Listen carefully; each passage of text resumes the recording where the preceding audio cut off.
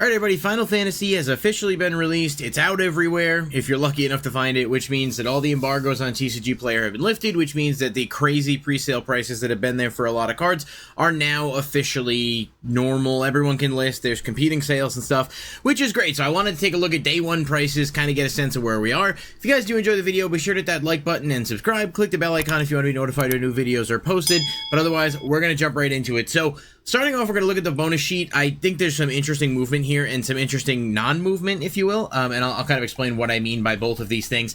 Everyone's going to be talking about Ristic Study. Ristic Study is obviously, I've gone on record, I don't like the art here. That's just my personal preference. I just think it looks kind of not great, but I'm not a big fan of, I don't know anything about Final Fantasy X, so I don't have that personal connection to it. What I do know is the Ristic Study is a really good card, and it's around $90 at the cheapest. That's probably about where I thought it would land. I don't think this is going to go much cheaper, to be completely honest with you. The fact that the set's in high demand, the fact that the card's in high demand, it's just, there isn't much of a wiggle room on a card like this. I mean, we did see it pre-selling as high as like 150 at one point for the regular one, so it's come down pretty significantly. But, you know, 106 listings. The foil version of the card is also very high, and it's around $350 for the cheapest. Another card I don't really see going all that much lower. For one, the foils are only available in the collector boosters. Secondly, the collector boosters are very limited and extremely hard to find and in high demand. And for three, it's a premium version of Ristic Study. I don't know realistically how much cheaper this is going to go. It's not like the stock is going to be replenished for the foil version of this card. So just at the top of the set, I'm not shocked. Ancient Copper Dragon, and these filters you're seeing on my screen right now are all set to foil, so we're looking at the foil prices for these. I actually pulled the Ancient Copper Dragon today from a pack, which was crazy. I'll try to pop it on the screen if I can, if I remember to do it in editing. I pulled it, and I think it looks incredible. But also, like, it's really expensive, and I don't know if I'm even going to be holding on to that all that much. Simply because of the absolute absurdity going on with its value. But it looks beautiful. But it's around $245 at the cheapest right now. I have mine listed elsewhere for $220, and it hasn't gotten a bite yet, so we're going to see kind of where that all shifts. But it's Ancient Copper Dragon, obviously. Basically, I'm not going to go through every single one of these foils, but the reason I mentioned them is to say that the foils being collector booster only and the collector boosters being super scarce means the window for these to drop is not going to be very long. If they do continue to drop a bit, it will likely start to rise back up over time, especially for the highly playable cards. So you want to be shopping around if you're interested in picking these things up. My screen's a little wonky, obviously, because of the formatting, but you'll notice Nyx Bloom Ancient at 120. I think that's another really good long-term card. Same with Urza at 100. Both of these really solid. I think there is a window for them to go down a little bit more, like I said, but I don't think that window is massive. I do not think they're going to go down much more than they already have. So just a few cards to kind of keep an eye on, talk about if you're looking to deal in these high value cards to pick them up or whatever. Sephiroth Atraxa at 190. It was pre-selling at 400. That's a fantastic drop off. It's still probably kind of high, but again, I just don't know where we're actually going to see the stock go. And for those top end cards, you know, specifically the top 1, 2, 3. I mean, I have it sorted by best selling, but if we were to just flip it over to high to low, you're going to see something similar. You know, with the top end of the set, the top, we'll call it 5 cards here at high to low, including the Nyx Bloom Ancient. They're just probably going to do, I don't think there's going to be too much more movement on those dropping. I'd be happy to be wrong. Would be more than happy to be wrong, but that's just kind of where it looks like we're at with these foils right now. Looking at the non-foils, back to the non-foil page here, if I were to sort this by best selling, Ristic's obviously selling really high. Timna the Weaver's selling super high. This was an expensive card before the reprint, so people are scooping this up. Dark Ritual, to me, feels like an extremely good long-term card. This is at $8.99 at the cheapest. The artwork is really cool. The foil version's a lot more, but anytime we've gotten a premium version of Dark Ritual, I'm thinking like Strixhaven and stuff, it does end up going up over time. Yes, the card is affordable, cheap if you want just like a base common version or whatever from an older set, but the premium versions of it for generally one of the best cards, especially in Commander, is just really good value. I do think at $8.99, it's not the worst pickup. You could probably wait a little bit, like I said, but there is that window, especially on early release, where people start to look at this stuff and say, oh, it's kind of cheap, let me buy this, and then it just starts to trickle off the market, and the graph for Dark Ritual kind of speaks for itself, right? So it started out absurdly high, bottoms out, and then starts to go back up again. So just to keep an eye on it, I think this card is really, really good and one of the best pickups you can get out of the set if you're just looking to grab some things at a relatively inexpensive price. But moving on to the actual set itself, which is probably where a lot of people's interest is going to lie.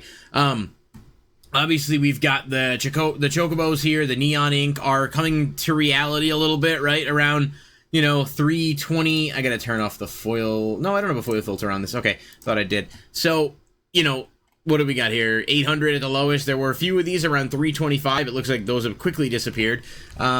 We've also seen this with... I'm going to see if I can... I apologize, by the way. This is not edited, really. It's just me giving you some unfiltered thoughts. The reason I say this is to point out cards like Hidetsugu from Kamigawa, which was also in the Neon Ink. I mean, you'll see it's very expensive at... Let's call it 600, but, you know, it was certainly higher at one point. It has bottomed out quite a lot. Now, it was expensive because it was the only neon red ink. There were a couple of them. This is the most recent they've done a neon ink. They did something similar with Mana Crypt Cavern of Souls, but this is the closest comparison, I think. I do think these will do really well over time, especially because the Traveling Chocobo is infinitely more playable than Hidetsugu, so there is that, but I mean... To see where the market is at on these right now is interesting. I think all of them, I mean, the Neon Ink pink one, they're all just kind of doing their thing right now at the top of the set.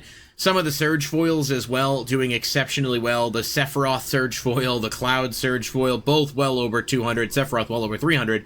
Yuna has dropped a lot, but still pretty good. Lightning Surge foil. I don't like to speculate too much on these premium rarities because it's just so hard to tell where they're actually going to go. However, a card like Lightning that is super popular and extremely strong at 114, if this hits like 100 and it's a card you're eyeing as something you want for a commander, probably a decent pickup, all things considered, if you like the Surge foiling, because it's just one of those things that, again, with no re-waving of collector boosters, the only thing we could possibly hope for is maybe a holiday edition, but will they have the same treatments, or will they do something different like Lord of the Rings? I don't know, but there are some things to look around for if you're at that higher end of the market and looking to find out where to put your money.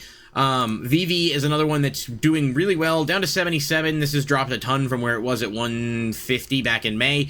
Great to see. Obviously, that's why I say pre-sale prices are almost always not really worth paying attention to. The only reason to keep an eye on them is to pay attention to trends. The value doesn't really matter as much.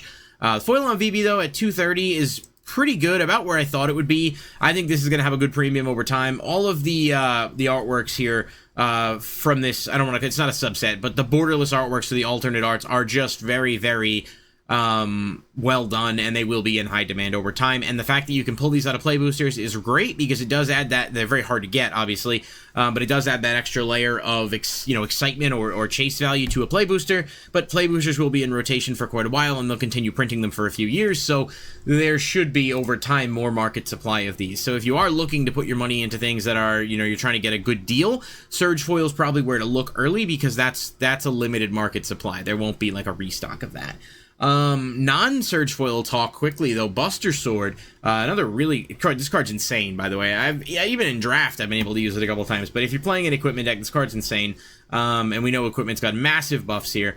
This card is super good. It's around, let's call it 70 for the non-foil, and the foil's actually doing pretty darn well for itself. At 111, so 115, 120, whatever. Really, really good. This is pullable out of both products, and it's just a good card in general. But Buster Sword itself does have a regular print, so there is, a bit of, you can breathe easy if it's a card you're really, really looking to get. I'm just kind of like jumping a little bit around, but like the play booster boxes down to 165 is great. A lot of people have them. I think every box that I've opened with friends has been solid. Collector boosters still so high at 750, and I just, as I say that, I realize you can't see it on the screen. 750. I don't think that these are going to drop all that much, to be honest. I just don't see where the supply is going to come from. I was able to find a couple collector boosters at GameStop, Walmart, whatever. I got lucky, bought them at retail, but I mean, it's going to be tough. The bundle, which I think is the absolute best value in all of the products that's been released, if you got it at retail because of the promo packs, of course, we talked about it in a previous video. You can pull the extended art foils of things exclusively in the promo pack in the bundle.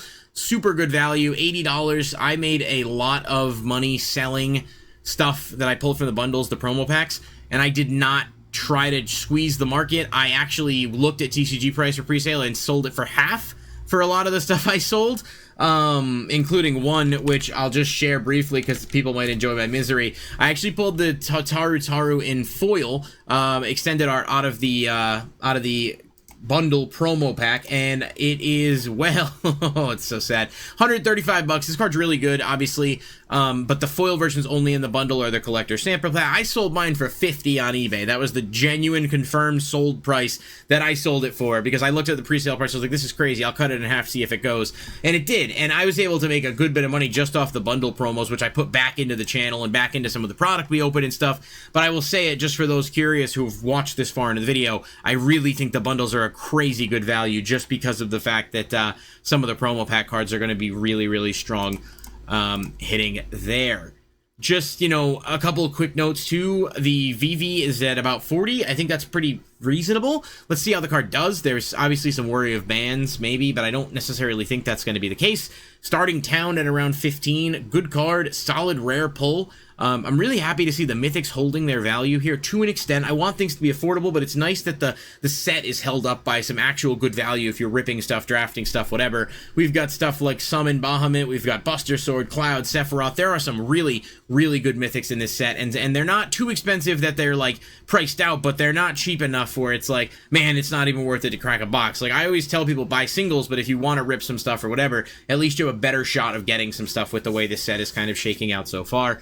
And if anyone cares, my opinion on a few cheap cards that could be worth it over time, I think the Earth Crystal is really solid. It's $5. It was like $11 yesterday, so it fell out. But it's really good. It's a counter doubler. It's very good. Or not doubler, but is it a doubler? I'm just an idiot. Yeah, it is a doubler. So, really good card. You see the trend, the graph went down, started to go back up. At $4.95 if you want one, it's probably a good price. It does have a borderless version as well. Tifa at $4 feels pretty good too. Card just, I think, has got a lot of potential in standard.